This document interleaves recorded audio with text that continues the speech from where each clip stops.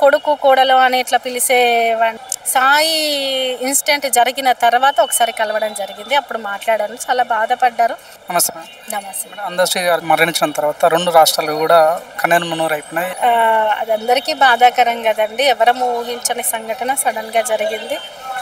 ఈరోజు వాళ్ళ కుటుంబానికి నా ప్రగాఢ సానుభూతిని తెలియజేస్తున్నాను.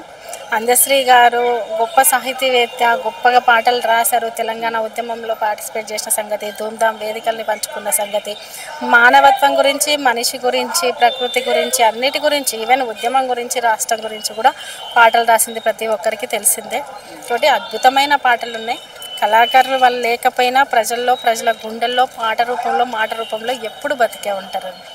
అందశ్రీ గారు అనుకుంటే రాష్ట్రంలో ఉన్న నాయకులందరూ వచ్చి తనకి హెల్త్ పరంగానే సెట్ చేసుకునేవారు. కానీ ఎందుకని ఇంత లేటు అనారోగ్యం పాడేంత వరకు చూసారంటే ఏం చెప్తారు మేడం? ఒకటండి, అవి మనం అంటే బేసిక్గా వాళ్ళకి మరీ అనారోగ్యం ఉందా, ఎట్లుంది పరిస్థితి అనేది నాకు తెలియదు. నేను కూడా వార్తల్లోనే వింటున్నాను. వయసు రీత్యా కొన్ని అనివార్యంగా వస్తుంటాయి. ఎందుకంటే వీళ్ళ లైఫ్ స్టైల్లో కూడా స్థిరంగా ఇంట్లో ఉండి పర్టికులర్గా ఇంతే టైం వర్క్ చేసి ఇంత టైం రెస్ట్ తీసుకొని అట్లా కాదు. కొన్ని సంవత్సరాల నుంచి ప్రజల్లో ఉంటూ పని చేస్తూ అటు వెళ్తూ ఇటు వెళ్తూ టైమింగ్ లేకుండా ఫుడ్ ఎవ్రీథింగ్ ఉంటుంది కదా. కాబట్టి వయసు రీత్యా కూడా కొన్ని అనారోగ్య ఏమన్నా రావచ్చు, జ్వరం కావచ్చు. కొంత కేర్ తీసుకుంటే బాగుండేది అనిపించింది.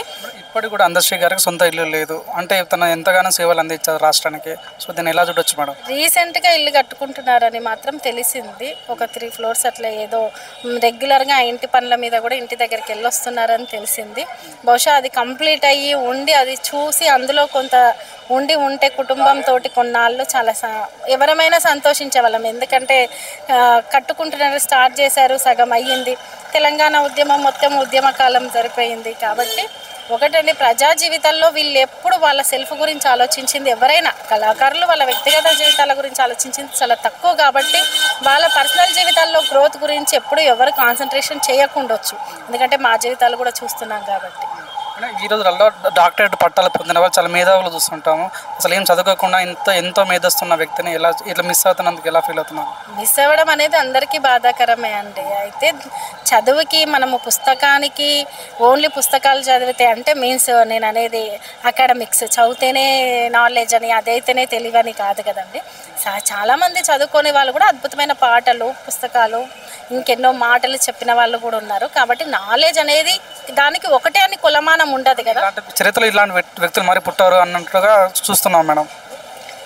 ఇక అంతే కదండి. ఎవరి స్పెషల్ ఇప్పుడు ఒక్కొక్క కళాకారులకు ఒక్కొక్క టైప్ ఆఫ్ స్పెషల్ ఉంటుంది.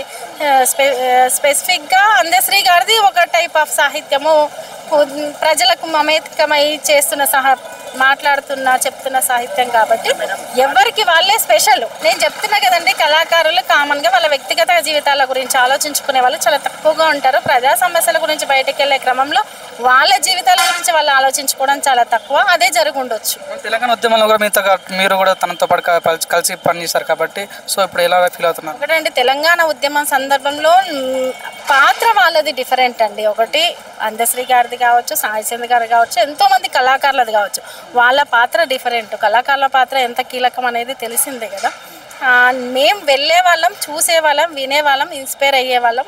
కొన్ని సందర్భాల్లో యూనివర్సిటీల్లో కొన్ని కార్యక్రమాల్లో పార్టిసిపేట్ చేసేవాళ్ళం. కానీ వీళ్ళు అలా కాదు కదా, ప్రజల్ని నిరంతరం చైతన్యపరుస్తూ ఉండేవాళ్ళు.